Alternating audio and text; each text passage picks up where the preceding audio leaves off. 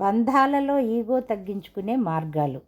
ఎప్పుడు మీరే కరెక్ట్ అవ్వాలి అనే పట్టుదలని వదిలేయండి. ప్రతిసారి గొడవలో మీరే గెలవాలి అనే పట్టుదలను కూడా వదిలేయండి. ఎందుకంటే ఎన్నోసార్లు మనం గొడవల్లో గెలుస్తాం, కానీ బంధాలలో ఓడిపోతాం. కొద్దిగా తల వంచడం వల్ల బంధం మిగులుతుంది, ఈగో ఓడిపోతుంది. ఎదుటివారు చెప్పేదానిని పూర్తిగా జాగ్రత్తగా వినండి. ఎదురు జవాబు ఇవ్వడానికి కాదు, అర్థం చేసుకోవడానికి మాత్రమే వినండి. మీరు జాగ్రత్తగా వింటున్నారు అని నమ్మకం వచ్చేలా వింటే వాళ్ళు కూడా వాళ్ళ ఈగోని తగ్గించుకుని మన మాట వింటారు. క్షమించమని అడగడానికి భయపడొద్దు. తప్పు చేసినప్పుడు సారీ అనడానికి సిగ్గుదేనికి?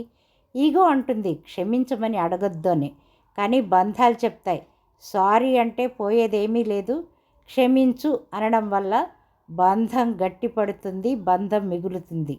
నిందించడం, వ్యంగ్యంగా మాట్లాడటం, మాటిమాటికి ఎదుటి వాళ్ళని బలహీనం చేసి మాట్లాడడం చేస్తే ఈగో ఒక గోడలాగా తయారవుతుంది. నిందించడం మానేసి మెచ్చుకోవడం, వారి ఆలోచనని అర్థం చేసుకోవడం మాత్రం చేయండి. నిన్ను నీవు ఎల్లప్పుడూ గొప్పగా చూపించుకోవడం అవసరం లేదు. నేను నీకంటే గొప్ప అంటే బంధం నిలబడదు.